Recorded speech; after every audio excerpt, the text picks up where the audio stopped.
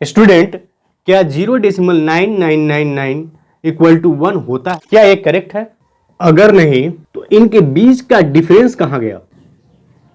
क्या आप बता सकते हैं? ये तो होगी फर्स्ट क्वेश्चन। सेकंड क्वेश्चन, यदि हम 0.333 और ये आगे बढ़ता जाएगा, इस नंबर को यदि हम 3 से मल्टीप्लाई करें तो ये हो जाएगा 0.999 और ये भी आगे बढ़ता जाएगा।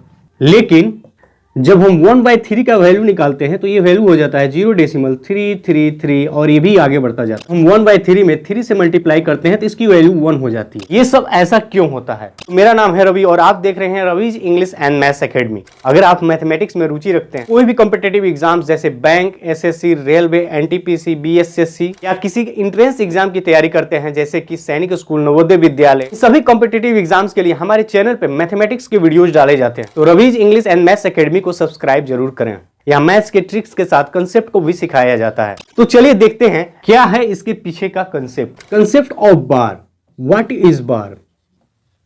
जब हम 1/3 को डेसिमल में चेंज करेंगे तो इसकी वैल्यू हो जाएगी 0.333 और ये अनगिनत चला जाएगा। आप इसे डिवाइड करके देख सकते हैं। 3 से हम 1 में डिवाइड करेंगे, 1 डिवाइड नहीं होगा तो यहाँ डेसिमल डालेंगे और ये हो जाएगा 10, 3 3 जा 9, फिर 1, 3 3 जा 9, फिर 1 और ऐसे ही 3 3 कंटिन्यू चला जाएगा। तो क्या हर जगह इसकी वैल्यू आप ऐसे ही नोट करेंगे? बिल्कुल नहीं, बार बार ऐसे ही नोट नहीं कर सकते हैं। संक्षेप में लिखने के लिए इसकी वैल्यू ऐसे लिखी जाती है 0.3 और इसके ऊपर बार, जो ये दर्शाता है कि यह नंबर बार बार रिपीट हो रहा है। अब हम समझते हैं कि बार का मतलब क्या होता है।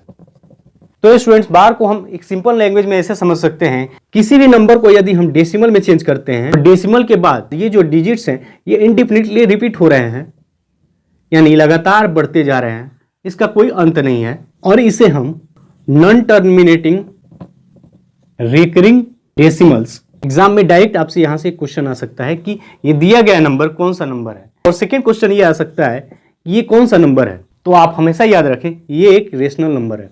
कितने टाइप्स के आपको एग्जाम में देखने को मिल सकते हैं, जैसे अभी हमने देखा 0.3 के ऊपर रेकरिंग, ये भी हो सकता है 0.123, एक अंक को छोड़कर 2 अंक के ऊपर रेकरिंग।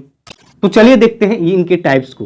टाइप 1, ये नंबर आपको कुछ ऐसे देखने को मिल सकते हैं 0.3 के ऊपर रेकरिंग।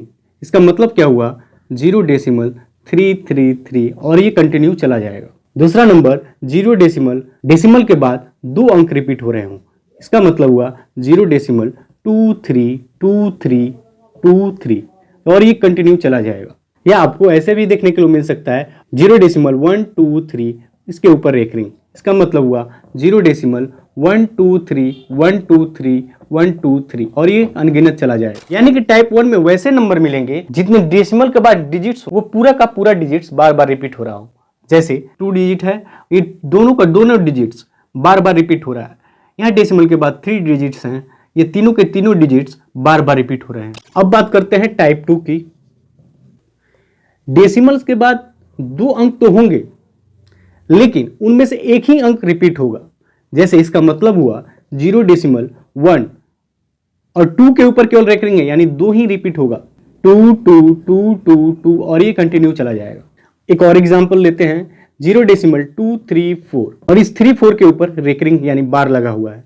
इसका मतलब हुआ इस अंक को हम ऐसे लिख सकते हैं 0.2343434 और ये ऐसे ही रिपीट होता चला जाएगा। कभी कभी आपको ऐसा भी मिल सकता है 0.23 और 4 के ऊपर केवल रेकरिंग लगा है, 4 के ऊपर केवल बार लगा है। इसका मतलब क्या हुआ कि 0.23 और 4 बार बार लिखा जाएगा, 4 4 4 4 और ये कंटिन्यू रिपीट होता चला जाएगा। टाइप 2 में आपको वैसे नंबर मिलेंगे जिसमें डेसिमल के बाद जितने डिजिट्स हैं टोटल डिजिट्स रिपीट नहीं हो रहे हैं। जैसे कि यहाँ डेसिमल के बाद 3 डिजिट्स हैं लेकिन तीनों के तीनों डिजिट्स रिपीट नहीं होंगे, जिसके ऊपर बार लगा हुआ है बस वही नंबर रिपीट हो रहा है 3434। तो स्टूडेंट्स, यहां तक समझ में आ गया तो कमेंट में लिखें यस सर। अब बात करते हैं टाइप 3 की।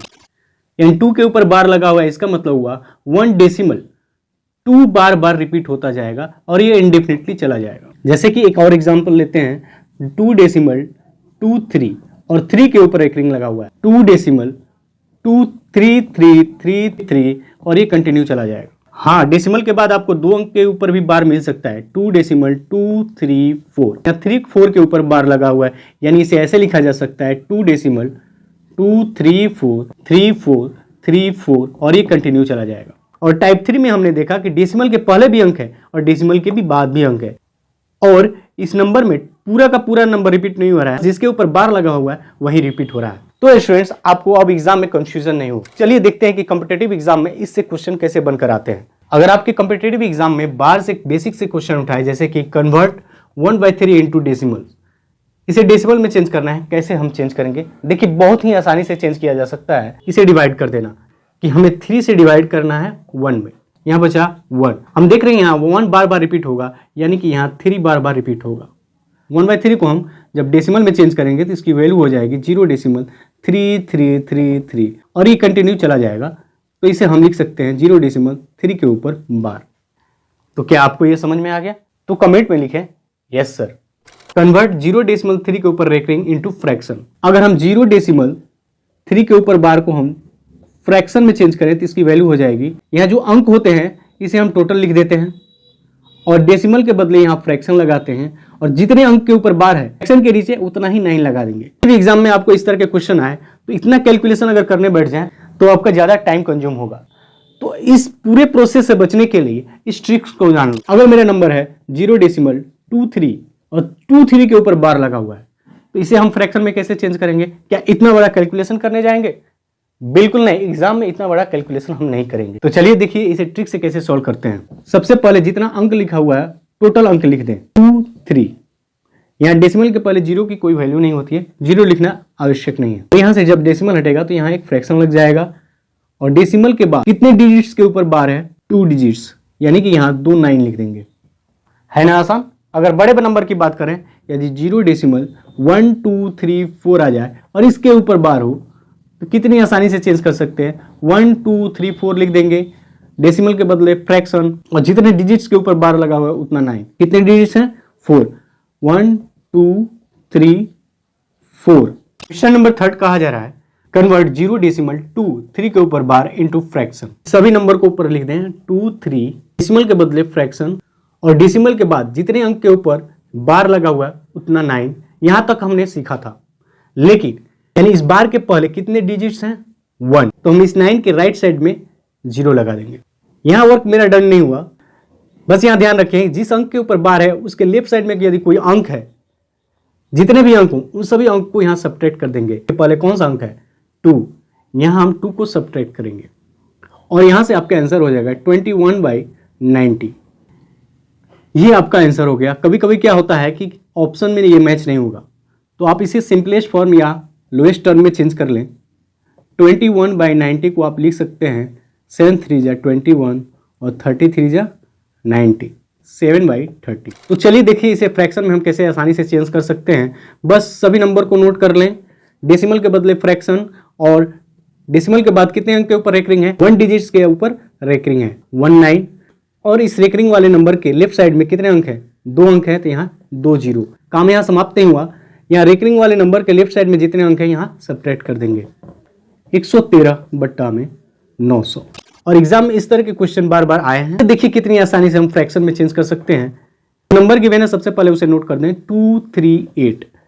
ओके स्टूडेंट्स, डेसिमल के बदले फ्रैक्शन, और डेसिमल के बाद जितने अंक के ऊपर रेकरिंग होगा उतना 9, जो कि यहाँ 9 के बगल में 0 उतरेगा।